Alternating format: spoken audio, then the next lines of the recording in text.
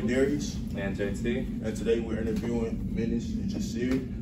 In this conversation, we'll just be talking about certain things that we accomplish and certain things that we do with being creators in Chicago. And yeah, let's get into it. But first off, tell us a little bit about yourselves. You want to start? Yeah, I go. Well, my name is Alex, but you know, people call me Menace. I make clothes, art, words, whatever. Yeah, I just do fly shit, you know. How about you, bro? My name is Jasir. I have my brand Stockboy, and I also run a manufacturing business for other Chicago creatives. I would call myself a creative, but I'd say more so like an entrepreneur / businessman. Exactly. I'm gonna start off with the first question. I just want to ask, like, how does it feel being a Chicago creative or like a Chicago entrepreneur, as you put it? And how does it feel? How do you feel about the creative community within Chicago? Either one of y'all can go first. And low key, I think like that's two separate communities for real though. Like on the Chicago creative tip, it's a lot of like politics to that shit that I don't fuck with generally.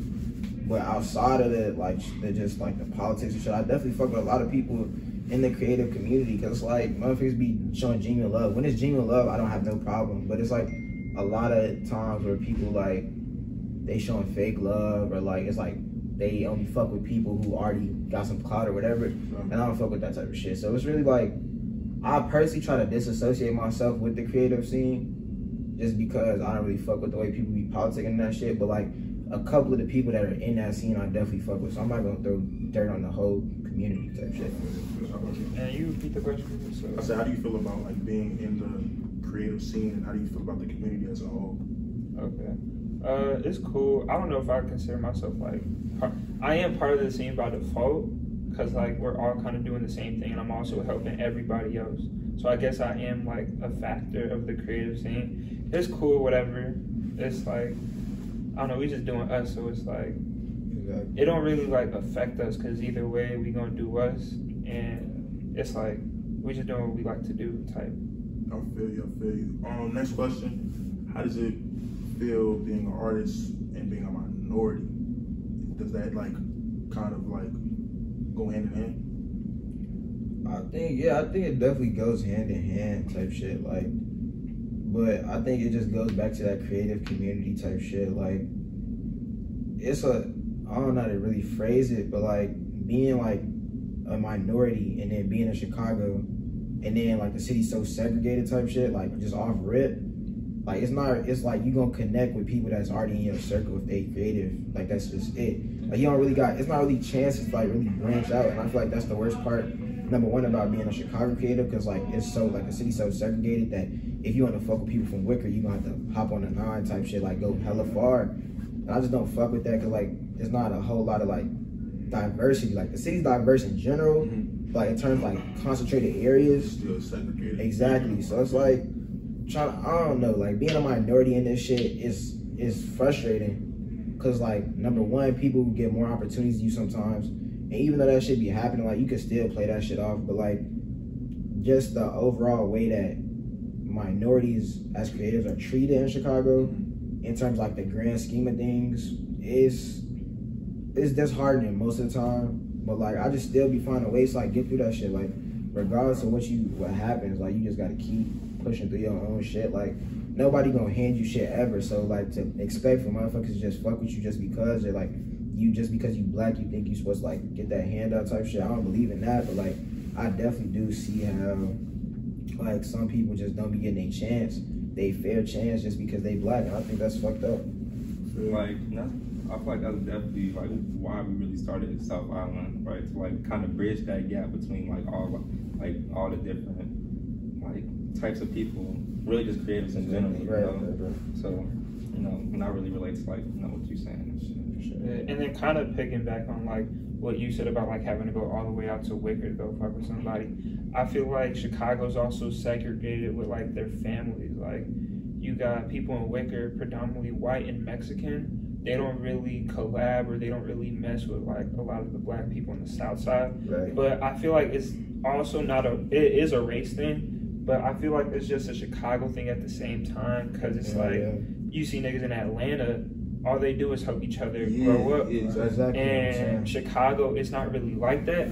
But I think it's a few people in Chicago who like still have that in them. Like Kim, she shows love to everybody. And then like to show like the difference between Atlanta and Chicago, it was this dude named Dre. He owns this clothing brand called Dre Studios, and he was hella cool. Like we were supposed to do some like business for manufacturing, but we ended up just like talking and just like he was just giving me tips and gems and everything. And he came to Chicago. He was like, because I was telling him like it's divided. Like I can't go out to Wicker and be homies with all of them because it's like we come from different backgrounds, and also it just feels like I can't connect with y'all. Feels awkward. But he was like, bro, like don't worry, he was like, just come with me there. I'll introduce you to them. And it was hella genuine. This store called Half Evil. Half Evil is a dude named Sam. Dre introduced me to him. I talked to Sam. We talked for like 30, 40 minutes. Hella cool dude. He ended up giving me like hella free shit. So then that kind of like just made me question like, what's really the separation? Is it people just not wanting to like just talk to each other? I feel like that's the big thing. Like people not talking to each other, because it's like you'll follow somebody on Instagram, you'll know who they are, you'll see them, and you still won't speak. And that's crazy, because you know it's crazy. That's a Kenwood thing too. Like you'll follow somebody on Kenwood, like like everybody knows each other at Kenwood, but people just walk right past you, like you don't even know them. It's weird. Oh my god, like for real, like what are y'all doing, bro? Yeah, like you hype somebody up, like you like acting like they are homie and stuff, but then you see them in public and it's like y'all don't even show love. That's weird. Like, that's I'm glad you kind of brought up. I'm glad y'all brought up Kim, because when it came to Kim, I found out about her clothing brand a minute ago, like with the Saturday Night Heartbreaks, when she was still in high school and stuff, and I was like, I was peeping. I'm like, yo, who is this girl? Like, look at what she's doing. Like that would kind of push me to be like even more of a creative and kind of like it in my bag when it came to the creative shit. And when I met her in person, it was all love, like. The same genuine support, the same genuine support I was showing like on her page, I got that shit back in real life, and I just feel like she probably one of the realest motherfuckers out there doing that shit. Yeah, one of the realest people I know, definitely. Me and Jasir know firsthand, just all working with her one-on-one personally, type shit. That's one of the people I can say for sure is like in this shit for the culture, not for no bread, for real. Like she doing this shit to elevate everybody around her. It's not really about her mainly. It's about elevating the culture, the people around her, like just the image of Chicago, all types of shit. Yeah, I can say the same thing about my boy Davion, because he do D-Shit Up the Scene on Instagram, and he got his Chicago Icons brand. He going crazy. Like he literally, me and him like work hand in hand, because like we both photographers, but we also got like different creatives that we want to do and different ideas that we want to bring out. And like I feel like he's one of the most supportive people out there, because he sees people do something similar to him, and he like brings them in like, yo, keep going, go crazy, because like we just want to see everybody win. Like I want to see all of y'all win. Just like y'all all are prospering in each field that y'all are going into. So with talking about the fields that y'all going into, how do y'all see yourself in the future, and how do y'all want to continue the stuff that y'all doing? I think for me in the future, the brand stuff is cool, but I definitely want to go more into the manufacturing, getting clothes made, because I feel like that's one of the biggest things Chicago lacks, is finding somebody to actually make your clothes for a fair amount. Like even I was watching called a Kerwin Frost podcast. He has his own podcast and everything, and he was talking to this girl. Her nickname's Mal, and she was one of Kanye's not prodigies. She worked with Kanye, and she was talking about like working with manufacturers is hard because they expect you, their minimums is like so outrageous. They expect you to make 50 shirts, like for like they expect you to make like X amount of shirts, and it's way out of your limit because you're like an up and coming new brand. Like you don't like 50 shirts. You don't have the one, people don't have the money to just meet their minimums, and two, people don't know if the design's gonna sell. And that's what sucks, because I remember when I first started, I'd make a shirt, I'd be so confident, I'd drop it, it didn't do no sales. So then you like, damn, you got all these shirts. Yeah, thankfully I had a manufacturer that didn't have a minimum, but he did like sublimation, which is like it's all right. But I'm grateful that I had that, because without it, I don't know what I'd do, because I'd probably order 20 shirts and then be stuck with them. And then like, because you got to go through those phases, because like me looking back a year now from the designs I did in the summer, I'm like, that shit is trash. Like I'm like, what was I thinking? That first Lucky one you did, Yeah, I remember that. And like you seeing where you at now with the Chief Keef shirts. The Chief Keef shirt's probably your hottest thing I done seen, bro. Yeah. Like them went crazy. And just seeing like the support that you got from outside of Chicago also is crazy. Like I'm literally looking on HBCU Drip. I'm looking at all these pages and I'm seeing his stuff. I'm like, bro, that shit is wild. And like, it's just crazy how just being from Chicago, being from a city like this where everybody don't want to see you eat, everybody don't want to see you do your thing. For no reason. And just pushing through and going crazy with that. I got much respect for y'all. And it's just crazy. But yeah, going back to that question, like in the future, I want to see myself being like the biggest manufacturer in Chicago and having like all sorts of type of printing and manufacturing. So kids, or not even kids, but anybody in Chicago that is starting their brand or already have an established brand that and wants to get their stuff made, I want to make sure they're comfortable with saying, oh yeah, I know I could come to Jasir and he's going to give me a fair price and work with the situation I'm in. Because I wish it was people like that for us when we were just starting. Because there was hella people telling us, you're not going to be able to do what you want to do. You're not going to be able to do that. I, like, not to overstretch the question, but it was like we went to Wicker, this old white dude, and we showed him what we were trying to get done. Then he's like, he gave us like some fucking like football jersey. Yeah, he gave us a football jersey. He's like, this is the only way you're gonna be able to do your shirt. I'm like, yeah, he was tweaking. What, bro? And then he's like, yeah, that's the only way. Like, you have to like work with me, or else you're not gonna be able to do it. And I'm like, okay, we'll think about it. And then we ran into the manufacturer that I first started making my shirts when. He just made it on the spot, and we went through so many trials and errors with my first shirt. It was like it was a bogus vinyl transfer heat press. And it was bro, that bad. shit's so blue. It was so blue. It's he like, didn't want to design it with me no more. Like for real, like he was like Jasir, but I shit. couldn't blame him because it was like it was my idea and it was like it was my passion. I was like, I really want to get this shirt made, so I understood. Like if it was some Galleria stuff, I know he would be trying to keep going, but it was like if it's my vision, I'm kind of like trying to see it.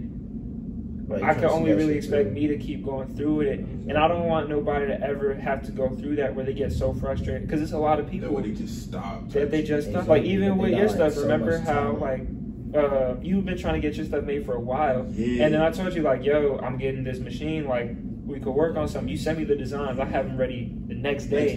Ain't nobody else doing that in Chicago. Like that's impossible. Yeah, because we have been sitting on this idea, like we seniors now, like me and JT, we seniors now, and shit, and like. We had been sitting on the idea from sophomore year, like late freshman year, early sophomore year, and we was like, bro, we got to get this out the mud. And like, we was frustrated for a while because we didn't know exactly what we wanted the brand to be. We didn't know if we wanted to just be a clothing brand. We didn't know if we wanted to be a media brand. And we just sat back and we was like, bro, let's sit back and revisit it. And like once we revisit it and we got everything together and we know exactly what this brand is going to be, then we can start reaching out and working. Because it was just one of those things where creatives don't really know how to start what they're doing. Like when I first started doing my photography, I didn't know what the fuck I was doing. So I was taking pictures on an Android phone. I remember when this man used that in high school. Oh, bro, hey, field trip, enjoyed it up, bro. Enjoyed it up on a Google field trip. And just seeing exactly, bro. And just seeing where I am now, like, yo, I got people. I got flowed out. For a photo shoot, bro. It'd be the progress. That's like crazy, that's what I love to see is like motherfuckers just making progress. Exactly. And people don't realize that regardless of what you're doing, it's always somewhere where you can improve type shit. Yeah. That's just how I live day by day. Like it's always somewhere you can improve. Like me and Jasir was just talking about this shit. Like he talking about like customer service and shit, improving your customer service, all types of shit. It's always some aspect of not even just like clothing, creative shit, but life. It's always somewhere you can improve. Like that shit. That's what like I try to live by day. Like it's always somewhere you can just like move forward, improve, progress. Cause I know shit, when I started sewing and shit, started making clothes my freshman year, bro, 2-tone stacked denim, that shit was ass. Assed out, had some black jeans with the whitewash. I'm like, damn. I remember that, bro. But it's just I want to make some cool shit, and then I see like where I was then from like last summer to now. Like Jasir seeing that shit, this is my right hand man. We seen each other progress so far from where we was in the summer. Like that shit's just so crazy to me. That's crazy how much shit can change in a little bit. Cause like honestly, we started in the summer, but we ain't really start till like November-ish, December. When we started like doing all like when I started manufacturing and everything. That's when it really started popping off. Right. I feel you. Yeah, we just had that drive. Like that's all it was. because we wanted to do just some cool ass shit, and that's been my driving factors. I just want to do some fly shit. I don't even really be trying to make bread no more for real. Like that's why I'm doing it for off the creative energy that I want to give myself. Like that shit makes me happy. So even if I make shit that I know is gonna sell too, but like sometimes I just gotta make some shit for me. For my joy, for my pleasure. Like it's not always a bonus when motherfuckers fuck with it. Exactly. When you fuck with the shit that I genuinely made off my energy type shit. That's like exactly. I feel you. Exactly, for sure. All right, now let me ask you. Seeing the basically what you kind of wrapping up to, what you've been doing, the clothing. Yeah. What's next for you? I'm definitely about to it's like a whole lot of shit going on, but I'm probably about to go to design school in LA for fashion design. Yeah, I'm just trying to perfect my craft. Like that's all I've been worried about, focused on. Like I fuck with the t-shirts and the sweatshirts and shit, but it's so much more I have in my head for myself and for like the way I just want to push Chicago on the map. Like that's what me and Jasir talk about all the time. It's just bringing this shit back to the city, putting the city on for real.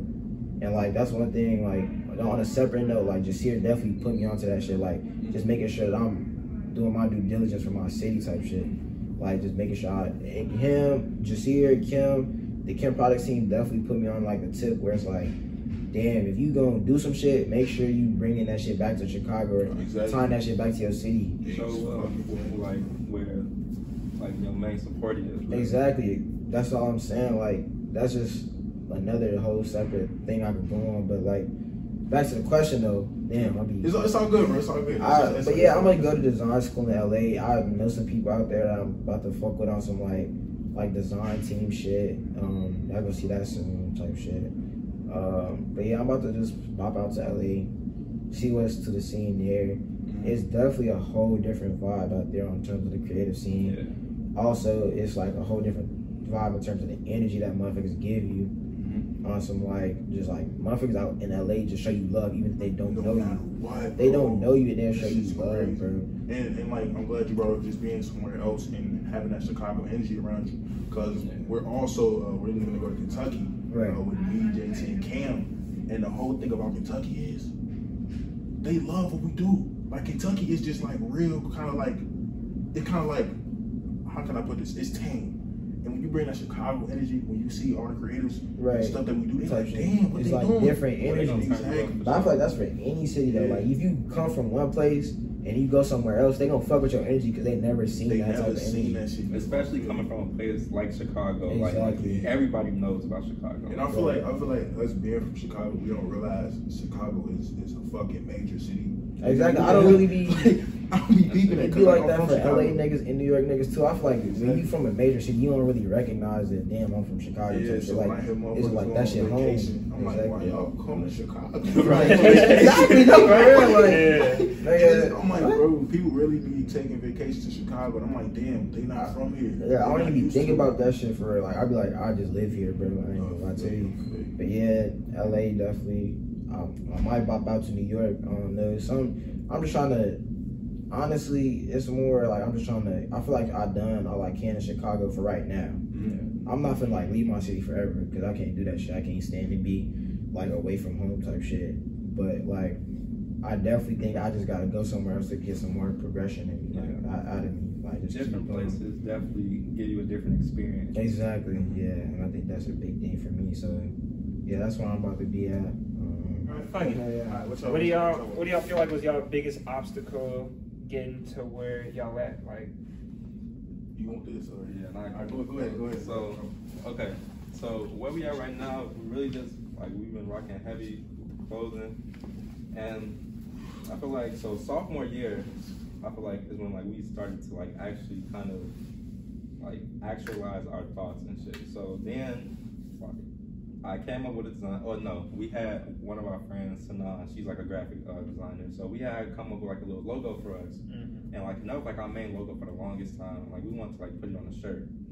So then I reached out to my uncle, and then he was kind of like even though that's family, like it's still business. But so he was kind of like on the same thing where like if you really want to get your money's worth, you're gonna have to like buy in bulk pretty much. So pretty much with that, I was a sophomore, no job, broke as hell. No type of capital Right. do shit like that. Yeah. So like, really, we were just doing shirts to order, and like, you know, I felt like, damn, like, no, this shit is like raw as hell, and like we put it out, wasn't doing numbers At all, at fucking all. I can't lie, bro. You guys did a release in sophomore year? Yes. There's a reason. There's a reason. There's a reason. I ain't even Like, peep. it was a white shirt. I fuck with design. Hey, Right, design was Sanaa hard. did her thing. But it was like, it said South Island brand, and the I in the island was like a palm tree. Oh, okay. A palm tree. It was hard. But when you're dealing with multiple colors on a white t-shirt, it looked okay. But at the same time, it didn't sell. Yeah, like, and like, it wasn't like, production wise, like the production was good, like the quality was good, but like it wasn't like where I wanted it to be. And that's like one of the main reasons why, you know, I came to you and I was like, no more Gildings. After the first, I said, oh yeah, I remember this man bring me the gills. I'm like, bro, you gotta come, you gotta start doing the shirts I do, bro. Yeah, so, and bro, honestly, in my part, I think the hardest part was thinking of a name, because motherfuckers think a clothing brand, oh, you just sack chaser, money chaser. That's what we gotta talk about where the name came from and everything. Dude, I don't get, like, think about it, bro. You know how many sack chasers I done seen with the little sacks of money? I'm not hating on them, but they getting it quick, but I'm trying to have this longevity. It's more to you, yeah. So like when we first thought about a brand, we had like Misfits, but we was like, man, that's Jaden Smith shit. We had like, I don't even remember the drafts of the names and shit, but like, this is around the time Astroworld had came out with Travis Scott, and we kind of like was like, this nigga like really built the whole like imaginary world and shit. Yeah. So, like, when they listen to music, they close their eyes, they in the Astroworld type shit, right? So seeing that we from Chicago, we was like, what can we do? Like, how can we recreate Chicago within Chicago itself? So we both from the south side of Chicago, and we feel as if the creative community is like its own little island within Chicago. So it was like South Island brand, bro, and this could be like an island, a super kind of a hyper revisualization of like what Chicago is and how it can be positive, because literally you don't know how many times somebody from outside of Chicago talking about some, oh shit, you from Chicago? Like, bro, talking about Shy Rack, dude, I'm from Chicago, Illinois, and we don't even play in Illinois. I've been saying that. I'm from Chicago, USA. What you talking about? But yeah, like, it's just one of those things where people just kind of put like a stick on Chicago, and I'm like, God damn, y'all don't even know this city. Like, this city is beautiful as hell. And like, just, I feel like making that twist and making it like an island paradise and shit like that kind of puts like a more positive kind of input on Chicago. Yeah, I feel that. How'd you call the name of your brand? The whole time, it's like so hard for me to explain everything, but like Galleria, I came up with that shit. Actually, when I first started making clothes, like my first design, if I can find that shit, my shit was like Good Intentions or something like that. I'm like, it wasn't like a bad name, but I feel like I could do something like more. I want to go in a different direction type shit. I want to be in like some luxury streetwear, like off-white Pyrex. Damn, that shit goes straight with it too. Galleria, that shit sounds like something. That's what I'm saying. So like that was like the whole reason I kind of switched it. Like, and then it was also just personal to me because like I see clothes as art. That's how I like put my shit out. It's like I put my art into my clothes. Like that's my art form. My like 3D garments is my art form. Like I don't really paint. I don't draw for real. I do sketches and shit, but like my art form is clothes. So that's where like the whole concept like Galleria, clothing, like shit like that. And then like there's so many like different names in my head for like just me making clothes. Like I had like Temporary People, Absence of Beauty, a Ghetto Art Studio. Absence of Beauty was yeah, it's just so much shit. So like the names really just are all about like different aspects of my life, my personal life. I feel like that's the best way that I could like really describe that shit. It's just like my personal life is what I name my shit. Like I could have named my shit Alexander. I'm not gonna put my government name out there. That shit.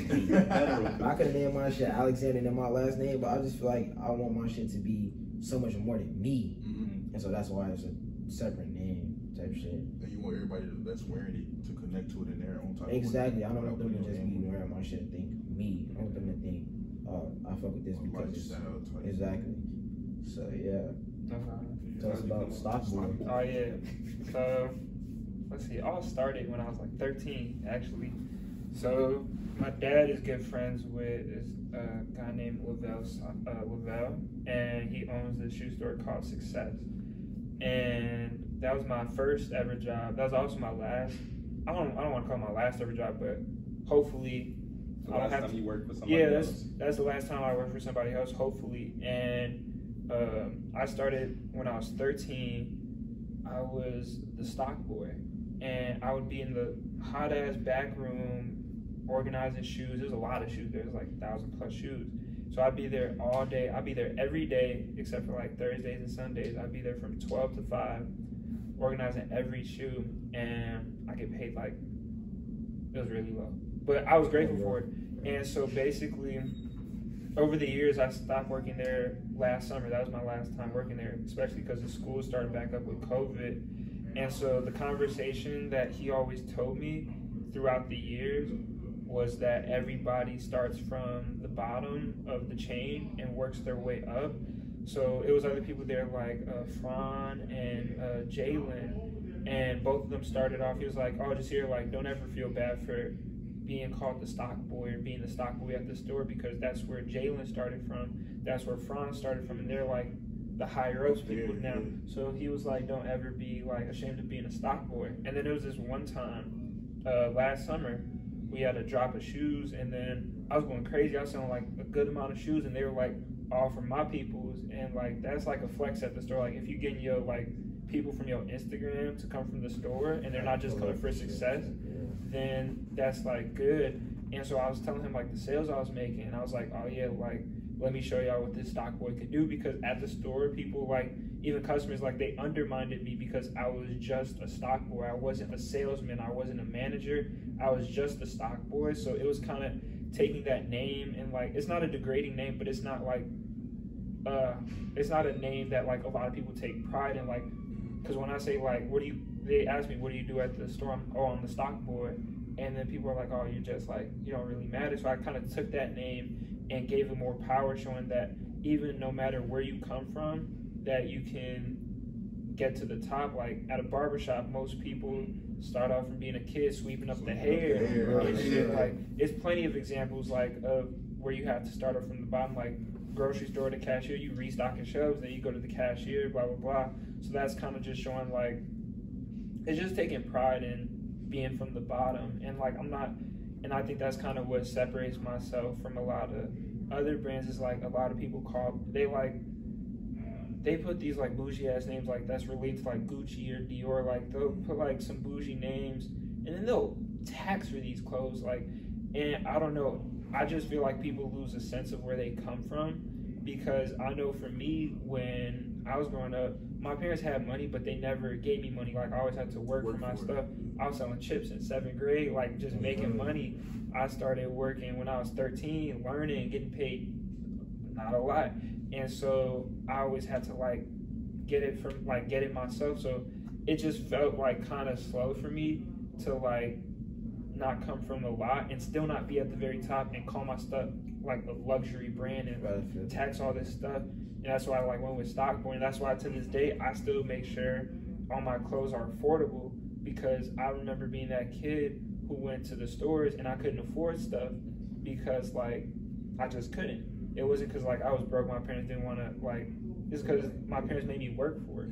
And that's the thing, like I just kind of want to remain that same person and like look out for all the other like youth and anybody else that wants to shop. I don't want nobody to go to my web store and just be like, damn, this shit is expensive. It's stuff on there for everybody. Like that's why some people, I could be greedy. I could price white shirts and black shirts as the same, but I know it costs me a little bit less for the white shirt, so I'm gonna price it different. So say you can't afford the black shirt, you can afford the white shirt. You can't afford the white shirt, it's a tote bag on there for you for cheap as hell. I just try to make sure everybody has a chance to cop something that they want. And that's like, that's what I really run my life around, is not forgetting where I came from. That's why I still like, I offer such great prices to youth and like to everybody that wants to start a clothing brand, because I do DTG manufacturing, and for DTG, say I want to go get a hoodie sample made, right? One of my homies told me this. he went to go get a DTG sample. They charged him like $60, $75. Right, that shit taxed. How much I charge out for y'all samples? Like for the hoodies, it was like 30. 30. That's half the price. Exactly. And then from there, what am I charging y'all after? Like 25.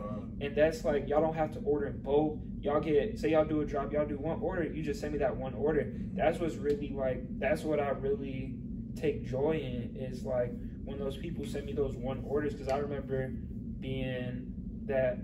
like a year ago, it wasn't even that long ago, a year ago, and I'd only have one order, and I'd be ashamed to like send it to my manufacturer. But he'd just be like, nah, bro, like this is the start. And I think that's my biggest advice to anybody starting a brand, is to not be discouraged by the, like, your starting sales. Like, I'm not even gonna cap, I'll put this up. I'll give y'all the numbers.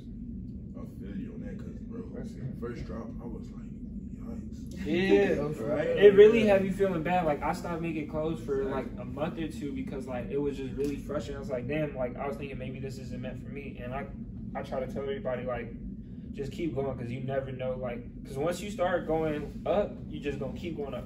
Look, I started my web store August 9th. Guess how many sales I did in August? Yes. None. I didn't do any. September. Guess how many? 3. None. October. 2. Oh. November. None. Then December, it started picking up. Yeah. I got like 14, did like 300. Then January, doubled that. February, doubled that. And I'm not doubling the first month that I started making money. I'm doubling the previous month. So I'm doubling every month. And that's what I mean by when you start taking off, it don't stop, because like once you on, you just gotta make sure you keep going. And that's work is there, yeah. That's why I tell everybody, like, don't stop, because once it hit, it's gonna hit. Like, I remember I saw this post on Instagram. It was like 95% of rappers quit the year before they're about to blow. And that's like to show, like, don't stop, keep going. If you fail, so what? That's why I tell people, come to me, because you don't have to buy in bulk. You could drop a design, it gets no sales. You're not losing any money. Like, that's what I'm saying. Like, if you're in Chicago and I'm able, like, because I know I'm not able to do everything that everybody wants. Some people want silk screen, some people want sublimation. But if you're able to get your stuff made through DTG, you're dummy not getting your stuff made through me, because it's like, I'm really giving people the best option. Like, I know the only thing I'll say I'll tax on is samples. And that's just because they're samples. And and even with me, like, I don't know, I consider it taxing, but to other people, it's like, damn, this is still a good deal. So it's like, yeah, just don't stop. Like, it really, once it take off, it take off. And I say my biggest advice is to gain how to grow your education on financial literacy and marketing. That was the biggest things that worked for me. Like, once I started watching what white people do. White people, like, not even white people, but like rich people, wealthy people. Exactly. Like, I don't even want to say white people, because there's definitely a lot of wealthy black people. Wealthy people in general, they don't spend their money at all. Like, and like a lot of these like flossy people who got all this stuff, they the brokest ones. Like, bro, I tell you, freshman year, I was the brokest one, but I was still buying shit. I was so dumb back then. And then once you start getting money, it's like, none of this stuff matter. I ain't bought a pair of shoes in like a year and a half. I'm telling you, bro, like, shoes and stuff don't matter. As long as you're making your own clothes, that's all that matters. As long as you're making money, that's all that matters. Save your money and reinvest into your brand. Yes, and if you have I'm not going to tell you what you should do with your money, but if you have a brand and people are shopping with you because you're a black-owned business, don't go spend that shit with Gucci, bro. That's so They don't give a fuck about you. So dumb. And you taking people... You using people's money that they gave to you because you're a black business, and you going to spend it with white people. Like, I'm a hypocrite, because I have Balenciagas and stuff. I have some white owned brands, but I bought that shit when I was broke and I didn't care at all and I wasn't educated. Now you won't catch me splurging like that. Like, rarely. I might do it once in a while. Like, I'm not going to talk, because I may go do that shit in the future. But I'm just telling you, like, save your money. Like, that's the biggest thing if you really want to grow as a brand, because the more capital you have, the more stuff you can do. And biggest advice I would say is marketing. Just go give your shit out to your homies that like are a little bit clouded, and they can share your brand. That's the biggest way to get your brand out there. I'm heavy into marketing. Like, I also do work at the High Park Art Center, and I had this whole little argument with them, and was like saying, I'm from Hyde Park, like I live in Hyde Park, and it's one of those things where, how did I know this art center was here? Like, there's no reason why I shouldn't be educated on the history of this art center, what this art center has done, and then me being a leader in the art center, because I'm one of the team leaders at the art center, and it's one of those things where, come on now, we shouldn't just have people in the Kingwood area knowing about this art center. Right. Come on now, we have galleries, we have world-renowned artists. Like we had Jeff Koons. We talked to Jeff Koons, which makes the big structures, the balloon animals, like the huge metal balloon animals and stuff like that. So my thing is, if we having all these connections, why aren't we more known in Chicago? Like we're not having commercials on TV. It's like motherfuckers be trying to give out their resources. Yeah, and I understand that. So like, I sat down with them, me and a couple of the other teen artists. We sat down with them. We was like, so what's going on? Like, how can we change this?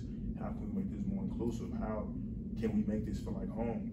And even going further with the marketing, like y'all said, when you first started off with your brand and your business, I was hella discouraged, bro. Like, if I was to go back to my old photography page, and matter of fact, use my first picture on my photography page, it's just hilarious. And if I go back to that page, I was pulling like 10 likes a picture. I was pulling like 20, 10, 10, 20, 30, 10, 20, like it was fluctuating. I'm like, bro, what the fuck am I doing? And then recently, like my brand is kind of like, people know me for taking pictures. Like it was hilarious. Like I'm in Kenwood, I'm walking the halls.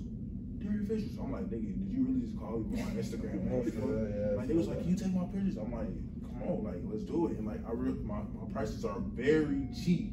Like my friend had told me she had got her pictures taken by somebody, right?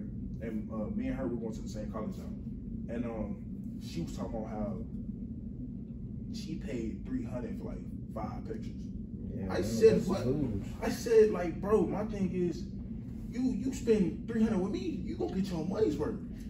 I'm like, what are you doing, bro? Like that shit crazy. And like even the past few months ago, I felt my business kind of slowing down. And I was getting hella discouraged. I'm like, fuck, like I just got myself out of this hole. And it was one of those things where you gotta sit back and just wait.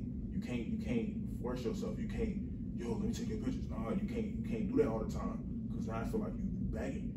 You gotta have somebody that's genuinely passionate about their idea and come to you and be like, I really like your work. And like once I started getting people that kind of like come to me and was like, yo, your work is amazing. I had to sit back and I'm like, damn, there's people that really fuck with my message and kind of actually see what I'm doing. And like when I have ignorant people on my page that say dumb shit, and I'm like, okay, you're not adding to my collective, you're not adding to my message, you're taking away from my message, and that just means I'm doing something good. If I got people on my page that's spreading negativity and bringing dumb shit to my page, but I got a bunch of supporters pushing me and telling me don't stop, I know I'm doing something right. So I just keep that mindset. How does it feel being like that underdog? Because I remember you started doing photography when freshman year. You was carrying the camera with the off-white belt on it. I still how does it feel like? Cause like, how does it feel being that person that like not everybody's asking for pictures at first? Now everybody wants to get their pictures taken by you. It's one of those things where I gotta see. I'm looking back to like how motherfuckers treated me back then. And then I'm kind of comparing, contrasting it to now. I know, I used to be begging your ass. Yeah. I used to be like, this nigga don't know how to repay you. Like, but then this nigga bossed up. I had to sit down because my thing is, a lot of people, when they first start photography, they think it's just taking pictures. No, you gotta know what to do. You gotta, lighting is being around you definitely taught me that. Yeah, and like, it's funny because my friend Alicia, that's one of my closest friends, like I really love that girl. Like, she's taught me a lot when it comes to photography, and looking at what she's doing, she started off with shit, the same thing I did, like no camera, just wanted to be a photographer, and just seeing how me and her kind of connected when it comes to art and shit like that, and seeing where she's at now, bro, it's to the point where I'm like, damn, yo, how you do that? Show me how you did that. Show me how. And she asked me, nigga, your shit raw. I'm sitting there like, no, for you something special. So it's like one of those things where you don't want to compare yourself to anybody, but at the same time, you got to give credit to where credit is due. Yeah, right. And you got to kind of see where other people are coming from and then apply that to yourself. Right. I'm not saying go out and copy, but use inspiration. And I feel like coming from Chicago, that's a big thing. People think you copying them. Oh, yeah. Sometimes you're just inspiring them, and then once you come out, all these niggas copying me. Then you just lost a supporter. That person that was quote unquote copying you, now they on to something else. You kind of killed their dream after you saying they copied you. Mm-hmm. They just are inspired. They just trying to do what you doing. That's how it was. That's how it was for me, because it was somebody I used to look up to. He used to make, he still does. He makes raw ass rap tees. Mm-hmm. I was like, dang, that's hard. And then my thing was like, he wasn't like, he was doing rappers. This is how it all started. He was doing rappers, celebrities and stuff. Mm-hmm. But then I was like, dang, like, I want to see people in Chicago, underground people on a shirt. I was like, damn, I want Lucky on a rap tee. So I was like, fuck it, I'll make Lucky on a rap tee. And then everybody liked it. So I was like, dang, Lucky like, not underground no more. let me keep. Right. He's not underground no more. Back when then. you first started, I'm not gonna lie. Yeah, because the first dropped person to this, put me on yeah. Lucky, the first person to put me on Lucky is Noel. Mm-hmm. And after that, I'm like, what the? This nigga raw as hell. Yeah, nigga. And then just That's see it what put me everybody on think one. now, yeah. Then you drop the rap tee, and you just the samples and shit. I'm like, yo, this nigga raw as hell. Yeah, And just seeing how like the support from an underground artist, and just seeing where them niggas at now, it's like, damn, That's kind of inspiring underground. as well, When you think about it. It's crazy how Chicago is so like full circle type. Because I remember it's crazy like. I promise everybody know everybody. Yeah, it's crazy me Yeah. being like a fan of Lucky early on, because I remember it's like 2015, 2016. Right, Lucky X era. Yeah. He put me on the Lucky I X. don't even think it was, He I don't did know if it was his Lucky before? X back then. Yeah. Was it 2016, 2015? Yeah, it was Alright. like, yes. So yeah, it's crazy like seeing how everything full circle, because I done like, it's crazy just like me interacting with hella people, and them is like Lucky's closest friends. I'm like, dang, that's crazy. Like I done did some shirts for like one of his real close friends, brothers. I done sold shoes to one of his other homies. I don't want to say this on the interview, but I was at a Lucky concert, and one of his homies had passed me a blunt, and it's crazy like how I know all three of them, and then like it's just all connected. That's just super crazy to me. Like that's just, and I know all of y'all from different experiences, not even the same stuff. Like, Right, like I sold you shoes. Exactly. You got your shirts made through me, and that's crazy for real. And like, bro, it's one thing that kind of like this nigga is a genuine ass dude. It was All-Star Weekend, and we had the CPS championship, and I was taking pictures on the court, and I was taking pictures. It was sponsored by Lyrical Lemonade, Mm-hmm. so it was hella cans, hella Lyrical Lemonade cans. Cole Bennett was there. Like that's when I first met Cole Bennett. Yeah. Nigga almost died. I swear to God, bro, that nigga's so raw to me. Like I really look up to him, and like I took pictures of the cans, and I peeped. Jasir sent me a screenshot. He had sent like the pictures I sent to some of the people that sent Lyrical Lemonade, and I was like, Jasir don't even realize like how excited I was like when he did that shit. Like that shit like really Yeah, had just me, when like, motherfuckers fuck with you. I was like, like, genuine. damn, that shit Yeah. real. I still got that Refreshing. screenshot to this day. And I'm sitting there like, bro, and just seeing like dudes saying this shit hard. I'm like, fuck, bro, like that's all I wanted. Like I didn't even want to talk to the nigga. Like just knowing they saw my shit, it's just wild to me. Exactly, yeah. And like I just really want to like, when I look at Lyrical Lemonade and all they doing, I want to see myself right up there with them, even surpassing them. Because come on, now that shit's dope as fuck. And just seeing how literally like Cole started. He from a suburb of Chicago, right? Seeing where he started at as like a Exactly. teenager, bro. This nigga The started same off. spot as He us. started off with, I watched his TED Talk for. He was talking about how he got some stickers made and how he's putting the stickers everywhere in school. And he got this little piece of paper that said Lyrical Lemonade, like Summer Smash or whatever. It was like a mock-up kind of tour thing. And then he brought Lil Uzi Vert to first time in Chicago. Yeah. He brought Lil Uzi Vert Uzi here. was up and And coming. I'm sitting there like, bro, what the fuck, bro? Yeah. I think he had started from like, he got a lot of inspiration from doing photography for like modeling and stuff. Cause I, at Success, one of my homies, his name, dang, it's been a while since I've seen him. I think his name was Alex too. And then he would do like a lot of the shoe photography. I was like, dang, you ever see that dude Cole Bennett? He was like, oh yeah, I used to bring him along to all my shoots. And then he liked it, so he started doing his own thing with the videos. That's crazy, like, just being around people can inspire you and then you just go crazy. Another thing, y'all know Laka? Yeah. No More Heroes. Oh yeah. Yeah, he did all the famous yeah, things. yeah. Dude, this nigga was my neighbor. Yeah. Yeah, no, Like, for real. this It's is just my like boy. the smallest little instances And where you like- see motherfuckers that you like look up to, Exactly. and like you can realize that, oh, that could be me. These are real people. This is like real shit that can actually happen. Yeah, this is my boy. Like when I was little and shit. Like this nigga. Remember when I came home from being fucking born and shit. Like he been knowing me this long. Right. And like one day I was in the living room and I'm watching one of his videos on a TV. My dad was like, oh yeah, I know somebody that do videos.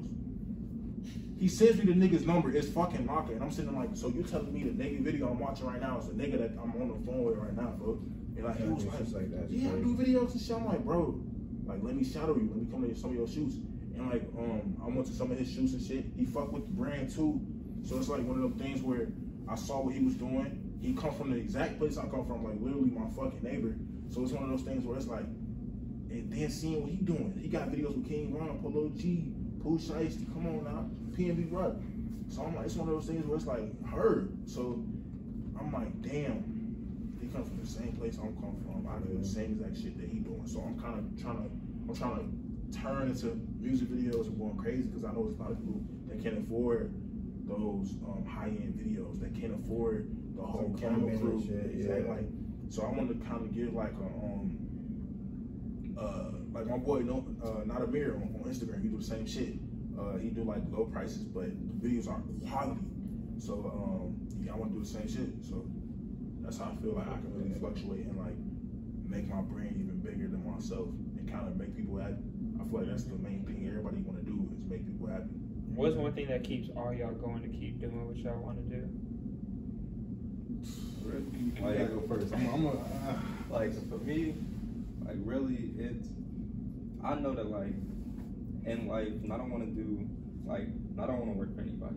That's number one. I know that for sure. But at the same time, like, and I love like creating so much and like, because South Island isn't like the only thing I do. Like I also make music and shit like that. So like, not just like I'm a very creative person, and like, and I know for a fact that if I could make money off of like what I love and like my passion and shit like that, then like that's definitely what I want to do. So that's really my drive, like when it comes to like the brand and like just everything else that I do.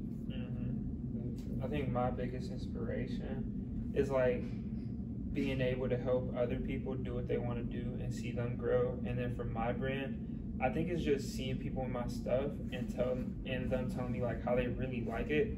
Cause I'm real self-conscious, like I'm always critiquing my stuff. Right. I'd be like, dang, like I don't really like this shirt no more. But then somebody will send me a message like, oh, I really like this shirt. Or I saw my friend yesterday, she was like, oh yeah, I was just downtown and I saw somebody wearing your shirt. And I was like, dang, that's crazy. Like you just walking around, you see people wearing my stuff. That's just real crazy to me. How about you, I would say the biggest thing motivated me to keep me going, doing this shit is my mom. Not even on the like, she's sick or no shit like that. Like, it's just like, I know she sacrificed so much for me to be where I'm at. Literally, like, she sacrificed for me to get a sewing machine, for me to be getting fabric, all types of shit. Like, she done sacrificed so much just for me to be able to live my dreams. It's like, I don't really have no option but to do the shit that I said I was gonna do for her. I told her I was gonna buy her a Range Rover. Like, I don't have no choice but to do that shit now. Like, I ain't really got no option. I told her I was gonna do that shit, so it's like, my mom, giving back to the people that have helped me so far, and then like just putting on for my city, showing black kids that you can be a world-renowned fashion designer, all types of shit. Just making sure people know like this shit is possible. Cause somewhere it's a kid that's just like me, that's like 10 years old right now, that thinks that this shit is impossible maybe. But if I do what I'm supposed to do and make it where I'm supposed to make it, then they gonna know that they have that opportunity, that possibility. So that's like the biggest thing for me, really. Let's hear Dari visuals. I'm gonna have to say, I'm not trying to be sentimental or nothing like that or like emotional, but I'm gonna have to say my grandma. My grandma got dementia and shit like that, so she has problems with her memory. And like sometimes I bring up that I'm an artist, and cause she forgets, and she just seeing the smile on her face when I tell her that I'm doing something that she used to do when she was younger. Like my grandma, she could look at something and draw it from right then, and just not her being able to do that now. I feel like with me being an artist, I can kind of connect with her, even though she might not remember because the next day she might forget. I just feel like just me reintroducing myself to her every time she might forget, it's kind of just seeing the smile on her face kind of like pushes me to do even more. And again, being from Chicago, you don't have that many opportunities. Not saying I grew up the worst, I'm not in the streets or anything like that, because I'm not in the streets at all, but just seeing where I can be and seeing that there is a possibility that I could be in that situation is what kind of pushes me out there to make sure I'm doing what I need to do. So that's my kind of my pushing force. But like, that really goes to show like the impact like art has on people. Like, and I feel like art is like really like underappreciated because nowadays, like, we live in a capitalist society. Like, that's obvious. And like, everything now is just how can I make money? Like, what's gonna make me money the fastest? And like most of the times, like, you get like that starving artist, struggling artist type of like label. But like, it's a process. People don't understand it's a fucking you gotta appreciate like the grind. I think the hardest, I think why it's so hard for artists to succeed and really make, because you need money to like survive in this world. And the reason I think it's a lot easier for me to make money off art is because like I come from a business world. Like I've always been an entrepreneur since I was younger, like learning about profits and stuff when I was like 7. And so I think it's a little easier for me because I could come to the business, I could be in the business world. In the business world, you gonna make money in there. I come to the art world, try it out, because I'm not like no super creative person. I admit that, like, because like that's not really my passion. My passion is like business and everything, and I've been able to make a business off like kind of creatively doing what I want to do. So I feel like it's harder because I can go into the art world, make money, but I know like if this ends up not working out, I go back into the business world and still make money. I think it's harder for artists because all they know their whole life is art. They haven't really had to worry about money or whatever. They don't have to worry about financial literacy, how to save their money, how to stretch it, how to make more money off of this. So they're in the art world, say like they're trying to make more money, they go into the business world.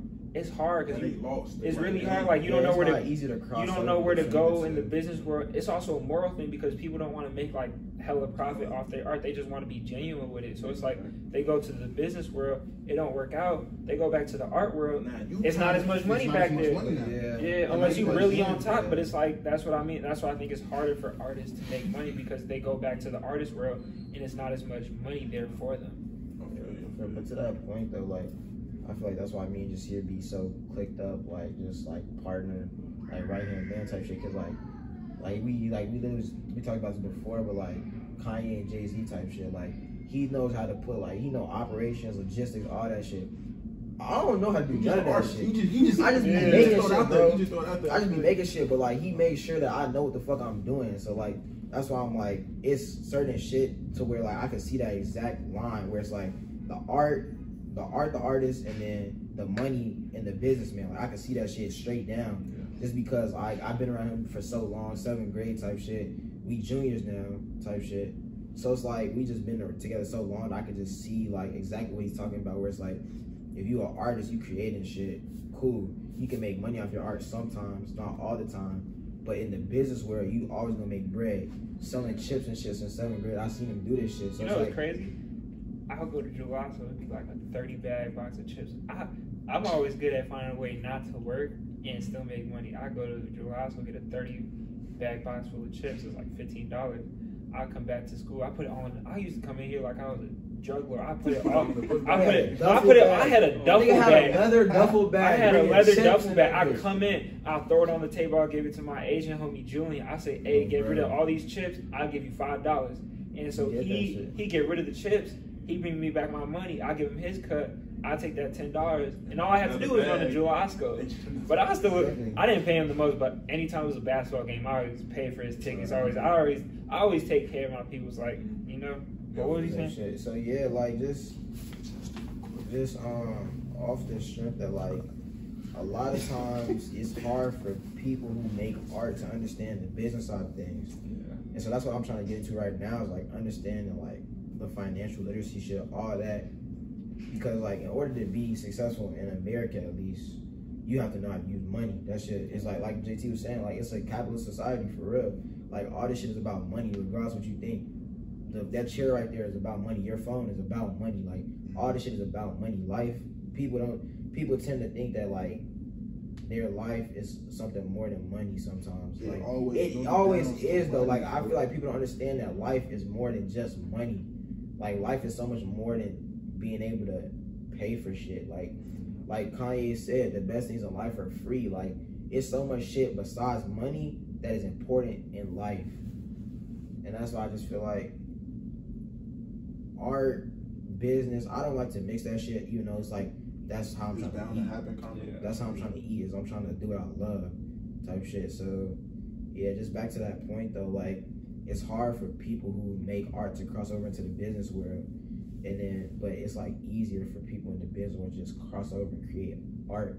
Yeah, I feel like I'm a good example of that because like I'm always about like how can I do less work and make more money. Like a lot of my business, I can hire other people to help me out with stuff. Like I'm not the best on Photoshop, but I know one of these other people are, and they'll take $30, $45 to take my idea and turn it into a design. Like I know, I know there's like to market. I know if I just send you out some free stuff, you're gonna shout it out, and I'm gonna get customers. So I feel like that's a prime example of like business, because that's how business works, and that's how I'm able to like blend it together with the art world and still do decent. Yeah, and I respect that too. Just being able to kind of jump back and forth from different. Yeah, I respect that shit a lot, because I know I don't be doing that shit for like it, but I feel like that's just like some shit that I just personally don't do. Like I don't really like I like making money, yeah, but I would prefer to do shit and just be like set up for life. Like if I could have it my way, I would just be set for life, living like wherever I want to live, and it's making shit. Like I wouldn't really be trying to make over the amount of bread that I need to be comfortable. Yeah, that's the beauty about like being an art person. Like I wish I was creative like Alex. Like I wish I was super creative, but I know I'm not. So I just gotta do what I can. But like everybody got their strengths. Like everybody got a certain aptitude for certain shit. So it's like I just respect everybody who is just genuine in their self and their craft, whatever it is. Hair, I know some shorties that be doing hair, be going crazy. Literally, I'm like, I could never do no shit like that, but that's what you love to do. When you making money off that shit, go crazy. It's motherfuckers be cooking, all types of shit. That's why I just like respect everyone who is number one genuine in themselves. They don't like try to like, you know, like cut themselves like they not, right? And then on top of that, people who are about their business, because that shit is hard to do too.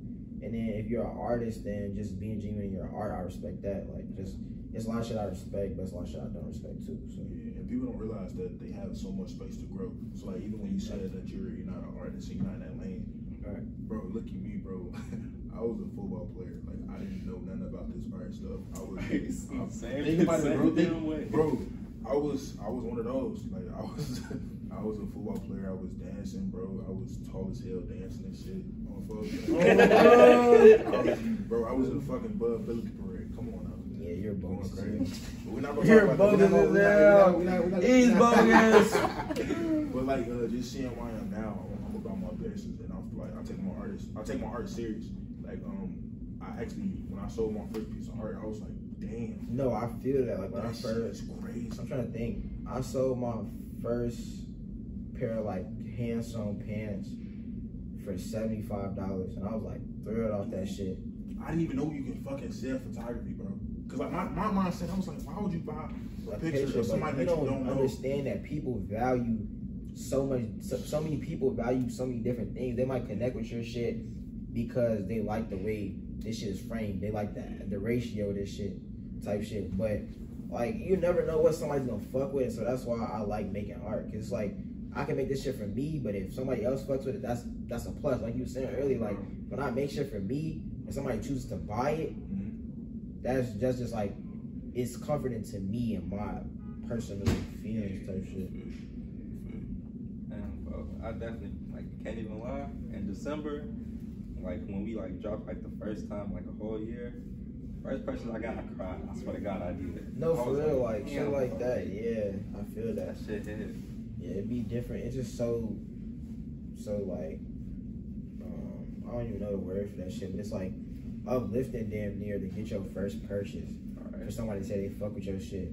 Exactly. Like it's like I haven't dropped nothing in like months, but it's still people who be like who want me to make shit. Literally, bro, when you did that little whole like the thing when you taking a break and you quitting and shit, I was like the first time. Yeah, it was like it was people in my DMs, my messages, my comments. It's just like all that genuine love I received, like that's another reason I'm just like pushing to make the shit that I made. I'm like, bro, what the fuck is you doing? Like, yo, yeah, no, for real. I remember you texting me, he was like, right. Like, yeah, it's just so much shit. It's just so many aspects to like life, art, all that shit. And it all connect, bro. All of it connects. Life going hand in hand, art going hand in hand. Yeah, it's just what you gonna do with it. what you gonna do when the time is right. Right, what you gonna, right, your time You get that comes, you gonna do. opportunity, you gotta capitalize. Right, you gonna capitalize or you gonna fold. Right. Oh shit. I think we went another 20 minutes on, bro. And we hit the hour Hey, mark. right, on bro, we hit phone the now. hour mark. Hour mark. There we go. That's Turn decent. this shit to a podcast. Man, shit, Come through. Thanks for watching, y'all. Yeah, bro, thanks Y'all for got bringing us anything else through. y'all wanna say after Last shout outs. June 30th, a Ghetto Art Studio lookbook. Be on the lookout for that. How about you, bro? Probably get resumed back mid-June, probably June 11th, something like that. You always gonna see something on my page, so yeah. Just keep doing what you want to do. It's cliche to say like, just do like, go towards your dreams, and as long as you work hard, it'll work out. But that's like real life stuff. Like, Never give up. Yeah. Always keep working. You got some music? Like what you working on? Yeah, bro? shit. You and Cam? I So- heard, hey. Some music might be dropping soon. June too. Shit, some shit with the brand might be dropping soon. So, you know, just be on the lookout. Alright, shit, when it come to me, I'm about to drop some money on a goddamn video camera.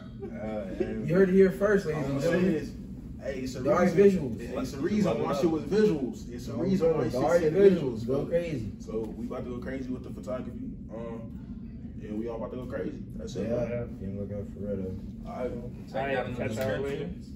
Their Instagram's gonna be down there. Make sure y'all go follow them, bro. Thank Yeah. y'all for Appreciate it. Much love, much love, much love, much love. Sorry, folks. alright, Brody. that's decent. See, that's better than that. Well, he's gonna keep it at 20 minutes.